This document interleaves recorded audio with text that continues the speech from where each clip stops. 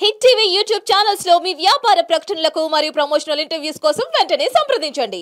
తుమ్ముకి సంబంధించి బయటికి వెళ్ళేటప్పుడు ఒకవేళ తుమ్మితే కాసేపు కూర్చొని వెళ్ళండి. తుమ్మింది కాబట్టి మంచిది కాదు అని అంటూ ఉంటారు. అలాగే భోజనం చేసేటప్పుడు గనక తుమ్ములు వచ్చినా, తుమ్మినా చేతులు కడుక్కొని మళ్ళీ శుభ్రంగా కడుక్కొని మళ్ళీ భోజనం చేయాలా? ఒకవేళ అలా చేయాలి అంటే ఎందుకు చెప్పండి? అలా చేయాలని రూల్ లేదమ్మా. అస్సలు లేదు. కొంతమంది ఒకసారి లేచి చేయగడుక్కున్నాక ఆ పూటకు భోజనం అయిపోయిందని మళ్ళీ తినరు. ఒక చేయి కడుక్కున్నారంటే ఒక భోజనం అయినట్టే కదా. అవును. అంచేత లేవాలనేం లేదు.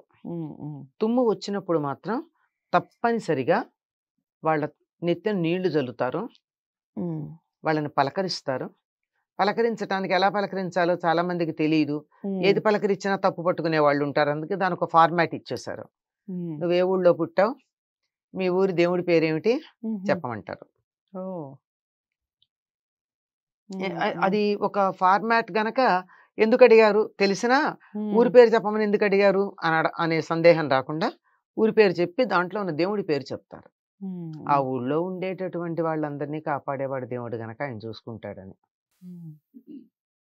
ఎందుకు ఇట్లా చేస్తారంటే తుమ్ము చాలా శరీరంలో ఉండేటటువంటి శక్తిని ఒక్కసారి బయటికి తీస్తుందండి. తుమ్ము నుంచి వచ్చేటటువంటి ఏదైతే ఉందో దానికి ఎంత వేగం, కొన్ని మైళ్ళ వేగం ఉంటుందిట. అందుకే తుమ్మేటప్పుడు చేయడ్డం పెట్టుకోమంటారు, లోపల నుంచి అన్ని చుట్టుపక్కలంతా ప్రసారం అవుతుందని. అంత ఒక్కసారి లోపల నుంచి వచ్చేప్పటికి లోపల నరాలు ఒక్కసారి సడలించే ప్రమాదం ఉంది.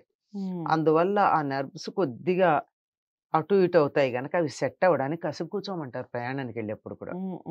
అందుకు అయిన తర్వాత ఈ భోజనం దగ్గర గనక అయినట్టయితే ఏం జరుగుతుంది తుమ్మేటప్పటికి, ఇక్కడ సప్తపథ అంటారు కదమ్మా. ఈ సప్తపథలు అన్ని గాలి వెళ్ళేది అక్కడే, ఆహారం వెళ్ళేది అక్కడే. కనుక ఆ తుమ్మంగానే అన్నం మెతుకులు కూడా ముక్కులోంచి వచ్చేస్తూ ఉంటాయి కదా.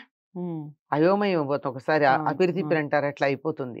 అట్లాంటివి అయిపోయి సెట్ అవ్వడం కోసం తల మీద ఇలా కొట్టడం గాని, నీళ్లు చల్లడం గాని, ఎవరన్నా దగ్గరుంటే కొడతారు, లేకపోతే దగ్గితే చేసే పని అది. ఇది కనుక తుమ్మినట్టయితే తల మీద ఇలా నీళ్లు చల్లడం, మీ ఊరి దేవుడి పేరు, మీ ఏ ఊర్లో పుట్టావు, మీ ఊరి దేవుడి పేరు ఏమిటని అడగడం జరుగుతుంది. అందుకని కొంచెం సేపు సెట్ అవుతారు. అది మళ్ళీ మంచినీళ్ళు తాగి కూర్చొని మొదలు పెడతారు. ఎందుకంటే ఇక్కడంతా అన్నం ఇటు ఇటు అంత పచ్చిగా రాచుకుపోయినట్టు అయిపోతుంది లోపలంతా, ముక్కులు కూడా మండిపోతూ ఉంటాయి. అందుకని అది కనుక చేతులు కడుక్కునే పని లేదమ్మా. ఒక్కసారి చేయి కడుక్కుంటే పెద్దవాళ్ళు ఎవరు మళ్ళీ ఇంకోసారి భోజనం చేయరు. ఆ పూటకు భోజనం అయిపోయినట్టే. అది ఒక లెక్క ప్రకారం కదా భోజనం చేస్తారు. పొద్దున ఒకసారి, సాయంకాలం ఒకసారి చేస్తారు.